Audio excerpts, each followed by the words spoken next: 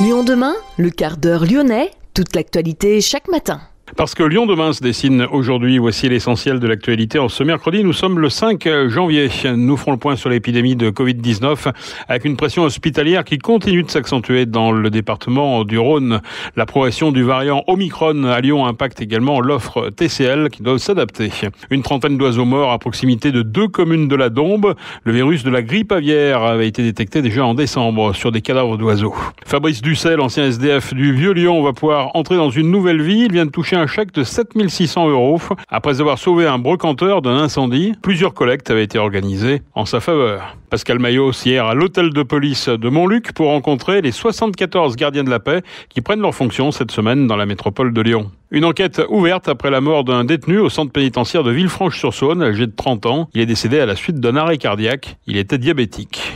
Troisième volet de notre fil rouge consacré à l'économie circulaire, nous intéresserons à un parcours de formation et d'accompagnement, les boucles mises en place par Rhône-Alpia, le groupe Suez et la métropole de Lyon. Lyon demain, le quart d'heure lyonnais, toute l'actualité chaque matin. Gérald de Bouchon. Bonjour à tous. Bienvenue dans ce quart d'heure lyonnais. La pression hospitalière continue de s'accentuer dans le département du Rhône. 75 nouveaux cas Covid ont été enregistrés en 24 heures au sortir du week-end, dont 18 dans des services de réanimation. 680 patients hospitalisés en raison du coronavirus dans le département, dont 176 en réanimation. Les hospices civils de Lyon comptabilisent à eux seuls 304 patients, dont 166 en médecine, 81 en réanimation et 19 en unité de soins continus ou soins critiques.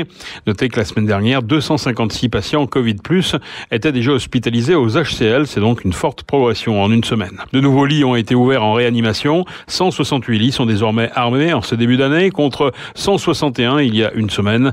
Ils étaient déjà occupés hier à 95%. 51% sont des patients Covid. Le nombre de patients décédés continue lui aussi de s'accélérer avec 10 morts enregistrés lundi, ce qui porte à 3575 le nombre de patients décédés du Covid dans les hôpitaux du Rhône depuis le 1er mars 2020. Les cas de contamination au variant Omicron continuent de se multiplier. Le dernier taux d'incidence régional s'élevant à 1858 cas pour 100 000 habitants avec un taux de positivité à plus de 18%. La progression du variant Omicron à Lyon impacte également l'offre TCL. Le Citral est contraint d'aménager les horaires de ses lignes en raison du contexte sanitaire et du manque de personnel. Les horaires de toutes les lignes, tram, métro, bus, funiculaires, sont adaptés, préviennent les TCL. Certaines lignes du réseau vont prochainement passer en horaire vacances scolaires. Les voyageurs sont invités à se renseigner, en tout cas sur le site tcl.fr, pour avoir les horaires des lignes en temps réel. Une trentaine d'oiseaux morts à proximité de 2 communes de la Dombes. Le virus de la grippe aviaire avait été détecté sur des cadavres d'oiseaux début décembre. Pour éviter la propagation du virus H5N1 aux élevages, le périmètre de contrôle a été étendu à 40 communes. Les éleveurs sont appelés à faire preuve d'une grande vigilance, notamment en évitant de sortir leurs animaux. À ce jour, aucun élevage commercial n'est infecté par la maladie. Fabrice Dussel, l'ancien SDF du Vieux-Lyon, va pouvoir entrer dans une nouvelle vie. Celui qui a sauvé un brocanteur d'un incendie vient de percevoir un chèque de 7 600 € issu des collectes organisées à la suite de son acte de bravoure, et ce grâce à 440 donateurs. Cet élan de générosité qui va l'aider pour son logement. Fabrice est désormais logé par la fondation Aralis. Il a reçu aussi une promesse d'embauche. Lyon demain, un site internet, du son, de l'image, un média complet pour les Lyonnais qui font avancer la ville. Le préfet du Rhône, Pascal Maillot, c'était hier à l'hôtel de police à Montluc pour rencontrer les 74 gardiens de la paix qui prennent leurs fonctions cette semaine dans la métropole de Lyon. Ils viennent pour l'immense majorité de commissariats parisiens. Ils ont une trentaine d'années. Ils sont majoritairement affectés en police secours. Certains vont également gonfler les rangs de la brigade d'anticriminalité. La métropole de Lyon compte 196 policiers de plus par rapport au 1er janvier 2021. Le ministre de l'Intérieur s'était engagé à augmenter leur nombre de 300 d'ici à fin 2023. Le préfet a exprimé hier sa satisfaction. Le directeur départemental est très attentif à une répartition très équilibrée et là aussi où les besoins se font sentir. Et c'est vrai que cette lutte contre les trafics est à la base de la lutte contre l'insécurité parce qu'elle génère beaucoup d'autres formes d'insécurité. Donc c'est un élément extrêmement important. Mais on ne s'arrête pas là. Vous le savez, nous sommes très attentifs à la lutte aussi contre les rodéos, contre un certain nombre de dérives qui ont pu se développer ces dernières années. Et donc c'est une politique finalement qui consiste à traiter quartier par quartier, thématique par thématique, tous les éléments qui sont de nature à affecter la sécurité, la tranquillité publique. Le préfet de région, Pascal Mayos, près de 3000 policiers exercent désormais au sein de la direction départementale de la sécurité publique. La future brigade de sécurité territoriale qui sera mise en place fin février sur le secteur Guillotière-Pardieu comptera 21 policiers.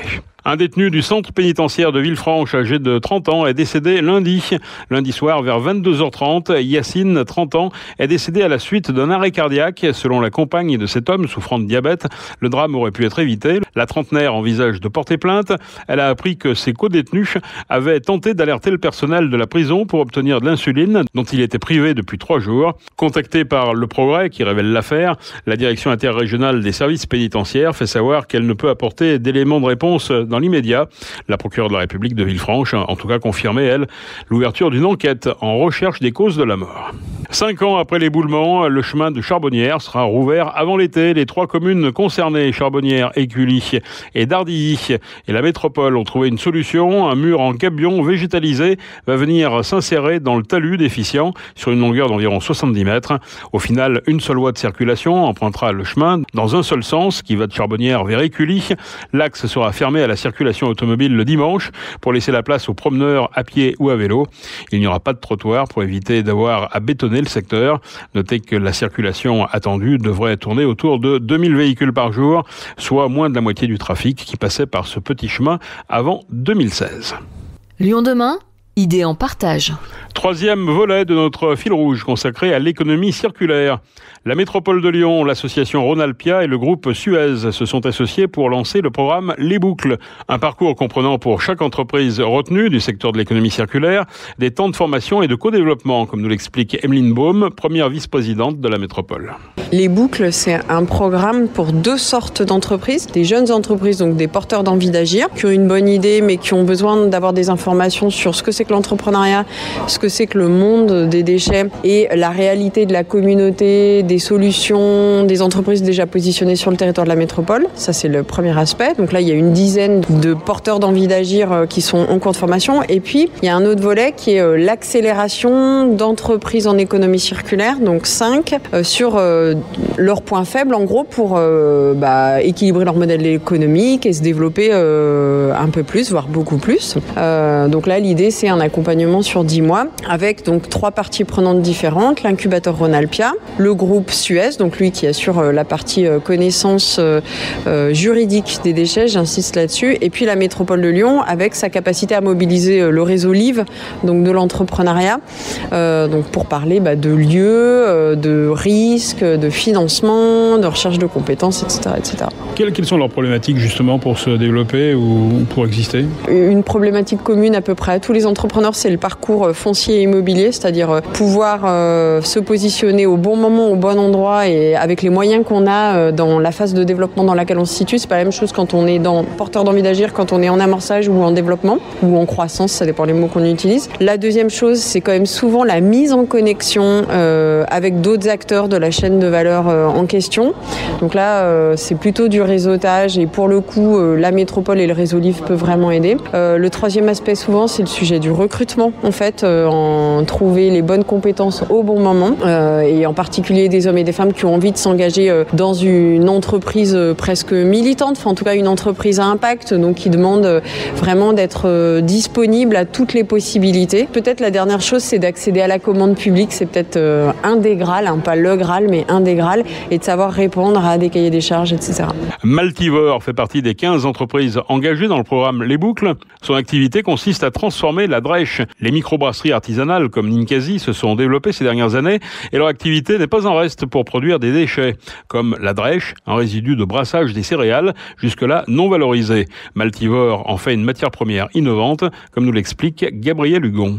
Maltivore, c'est une entreprise qui offre une solution aux brasseurs pour revaloriser leur coproduit, qui est la drèche. C'est leur coproduit principal. La drèche, c'est la céréale humide qui subsiste à l'issue du brassage.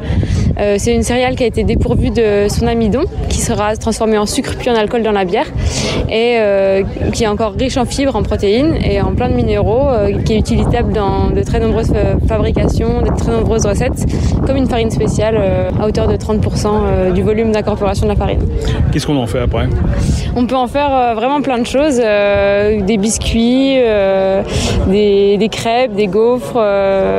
Ça s'utilise vraiment dans toutes les préparations qui intègrent déjà de la farine, comme la béchamel aussi, les sauces, c'est vraiment adapté. C'est quoi la difficulté alors de récupérer cette matière ? Le problématique des drèches, c'est que lorsqu'on la récupère, elle est humide, chaude à 60 degrés, et c'est une matière qu'on va retransformer pour l'alimentation. Il faut donc qu'on la récupère en prenant soin qu'il n'y ait pas de développement microbiologique, qu'elle soit encore saine. Donc c'est vraiment un échange avec les brasseurs qui nous permet d'être dans la brasserie au moment du dédréchage, donc au moment où ils retirent les drèches de leur process, et qu'on amène ensuite dans notre atelier et qu'on traite dans la foulée, dans la journée. Les brasseurs sont sensibilisés aujourd'hui ? Oui, les brasseurs sont bien sensibilisés parce qu'ils ne peuvent pas faire autrement que de se rendre compte du volume qu'ils produisent. Aujourd'hui, ils doivent avoir une solution pour leurs biodéchets, comme tous les producteurs de biodéchets en France. Et c'est vraiment des volumes qui sont très importants, puisque pour 100 litres de bière, il y a 30 kilos de farine, de drèche, qui sont produits. Donc ça représente vraiment des volumes très importants. Vous, en qualité d'entreprise, c'est quoi vos difficultés ? En quoi ce programme vous être bénéfique ? Alors, nous, on a intégré les boucles, déjà pour avoir un accompagnement de la part de Suez, qui pourra nous donner des clés sur la logistique et sur la gestion de la collecte des biodéchets, parce que c'est des sujets qu'ils connaissent et sur lesquels ils sont déjà experts. Et en parallèle, Ronalpia va pouvoir nous aider à intégrer une dimension plus sociale à l'entreprise, par exemple en intégrant des publics fragiles à terme dans le processus de fabrication, la collecte ou à plein de niveaux, et donner une dimension plus sociale à l'entreprise. Vous êtes combien actuellement ? Aujourd'hui, on est 5. Lola, la fondatrice, moi qui suis en responsable de production et qualité, Guillaume en commercial, et nous avons 2 alternants communication, marketing et production qualité. Vous avez quels objectifs ? En termes de revalorisation, alors on a envie on souhaite s'industrialiser pour développer notre procédé de fabrication et passer aujourd'hui d'une capacité de 800 kg de drèche humide à 4 à 5 tonnes de drèche humide par jour collectée et traitée. Et le marché, il est de combien ? Sur notre territoire qui est de 1 heure autour de notre atelier de fabrication, parce que comme on doit récupérer les drèches vite, on se limite à 1 heure autour de notre atelier de fabrication. On estime qu'il y a à peu près 800 000 kg de drèches humides produites par an. 15 projets ont été sélectionnés pour cette première promotion du programme Les Boucles. 5 déjà installés sont en croissance et 10 autres projets sont en phase de création. Lyon demain, la radio lyonnaise a écouté partout dans le monde. Déclaré positif au Covid, comme d'autres coéquipiers avant la reprise de l'entraînement de l'OL le 30 décembre, le milieu brésilien Lucas Paqueta, un temps isolé à Dubaï, a regagné Lyon dans la nuit de lundi à mardi. Il pourrait être apte pour le choc face au PSG prévu dimanche. À l'Olympique lyonnais féminin, la jeune Sally Julini prolonge à l'Olympique lyonnais. La milieu de terrain suisse de 19 ans est engagée avec l'OL jusqu'en 2024, mais elle passera la fin de saison à Guingamp, qu'elle a rejoint pour un prêt de 6 mois. C'est la fin de ce quart d'heure lyonnais. Merci de l'avoir suivi. On se retrouve demain. Même heure, même antenne. En attendant, restez prudents, mais passez une excellente journée.